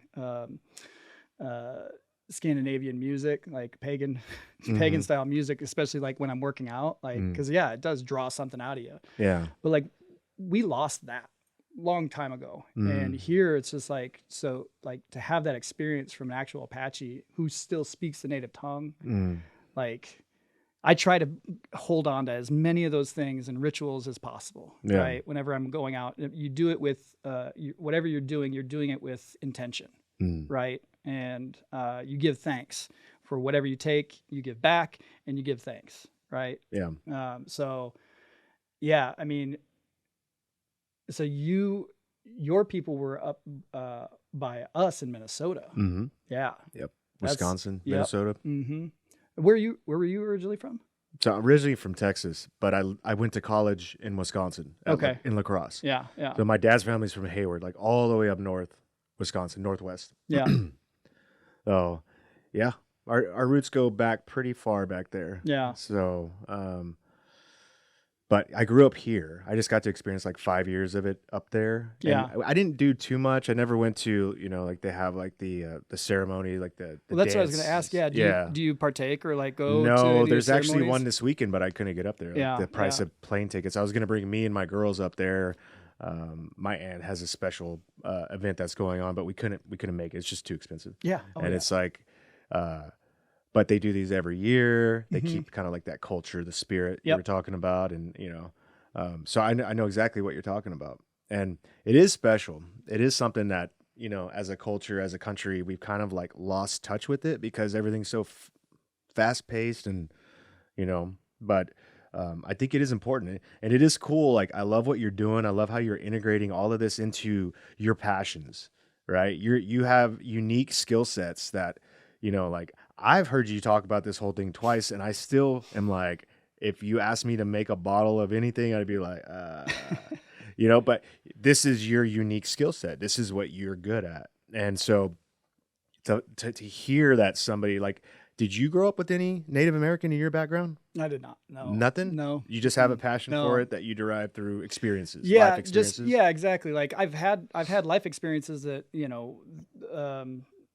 you can't deny, right? Like again, like these magical things on the river, these magical things out in nature, like these feelings that you get, like you can't deny it. So if you had any recommendations for like, say a young kid's watching this, right? And he's just about to embark on his, like, say he's finishing college and he's going out into the world and he's like, hey, I know I want to do this eventually, but I want to take like 5 years to just explore and do. If you had any recommendations you could give a young person like that so they could get those same experiences you had, what would you say? Yeah, I mean, so for me, I always knew, I told my parents, like, don't worry about sending me to college, like save that money for my younger brother. And like, I just knew that wasn't the path for me. Like there was something else that I wanted to do. And to be honest, it's just, I still don't know what I want to be when I grow up. I've reinvented myself so many different times. I do ranch real estate now. Like I got my license in ranch real estate because it's all of these things that I do fit together with each other. Yeah. They complement each other. Yeah. They complement each other. And it's just a matter of, like you said, it's not an easy path. Like what I've done is not an easy path. It still isn't, right? Like it's, but things are going to work out. And I appreciated that podcast that you had with Mitch where, you talked about, cause I fall into that same category, everything that you guys were talking about. Like I'm a 43-year-old male. Like I don't know what I want to be, need to catch a break, but it's literally just patience. Things are starting to happen now because of my age and my experience. I've realized I came to that point in life where like, I don't know like what I want to be. This is like 3 years ago and I don't think I have anything to offer. And it's just like, then all of a sudden it clicks. What are you talking about? You've got 20 plus years experience in a field that nobody has any idea about in the distilling world, in the hospitality world. You've been doing hospitality since you were 12. People who are just starting want to start a restaurant, they don't know. They, maybe they were a waiter when they were 18 for 2 years and now they want to start a restaurant. Like, these are things that you can help people with. Yeah. And you can consult people on distilling and blending, and teach people how to taste whiskey and refine your palate so that you can better tell your story for your marketing team for your next whiskey that's coming out, right? So that it actually is something that's coming from the heart and not just marketing, right? You're blending all of those things together so that it's authentic, right? And so it's, anything that I've done, I've just always been, I just knew I wanted to do, I don't want to go to work any day and so that saying of like, if you do what you love, you'll never go to a day, go to work a day in your life. And that's kind of what I've just continued to do. And right now it's starting to pay off. Like, I just got to do my bucket list trip to Scotland a couple of weeks ago. Like, it's the birthplace of fly fishing, which I'm a fly fishing guide here. And then it's also the birthplace of whiskey. So that's why it's been on my bucket list, is to go fly fish the River Spey and visit distilleries over in Scotland. I got to do that last week just because I got invited to make cocktails for the Highland Games at a castle. That's crazy. Like, I got invited. Like, I didn't even, it wasn't something that I had to like work. I mean, not work towards, but like, I didn't have to pay for it. Like, I was paid to be there. And so that's when it was just like, okay, things are starting to move in the right direction. And you just have to have that patience. Yeah. And even still, it hasn't cracked. Yeah. But I know those people that I was there with, I was there with, representing Yeti. I was there with Field and Stream. I was there with several other people that like saw what I do, and they see me like, okay, we need to do something about this. So well, it's like, we talked about in Mitch's podcast, but it's about patience and waiting for your turn. Yeah.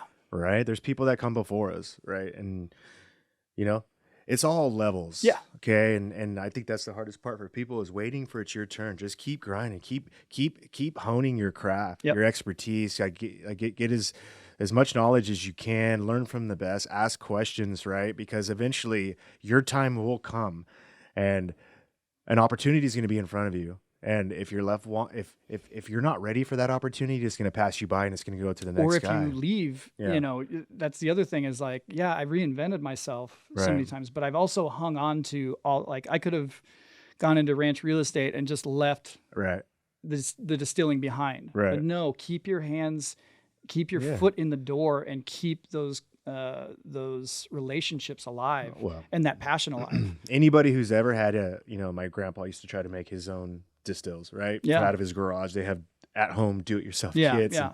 And, it's just like, so anybody who's ever tried that process understands that what you do is one of the hardest things, and it's very special. And so you've made a career out of it, and you're still working multiple things, but something tells me you're on the cusp of something big. And I'm glad to have gotten you in here before that happens, because I think anybody that's listening can tell you put in the work, you've given all the sacrifice, and the fact that you're mixing in these parts of you and your life and your experiences in life into one product or multiple products, but they're yours with your signature, and you're putting that much passion behind it. I think huge things are in the future for you. And so Well, I appreciate the opportunity to, tell my story and giving me a platform to tell it. Because absolutely, that's the thing is, nobody knows until somebody presents the opportunity to tell it. So. Everybody, it's easy to go to a bar and be like, hey, give me a Jack and Coke. Everybody, you know what I mean? But nobody thinks about the person behind that. Yeah. Somebody made that bottle. Somebody had to think of it. Somebody had to put in years and years and years of thought and craft and experience and skill sets and honing this to make this one thing that you sit there and go, gulp. Yeah. You know what I mean? Gone. And you have a great night. Yeah. And but so anyways, thank you for coming on the podcast, Davin. I hope to have you on again. Absolutely. I'm going to come visit you back out there. Yeah, it's a badass brewery, by the way. If anybody's out in Blanco, like Real Ale Brewery and Distillery. And then Real Spirits Distilling is the distillery arm of that. Yeah. Exactly. Yeah. So, go see Davin. He'll hook you up. Thank you, man. Thank you, brother. Cheers.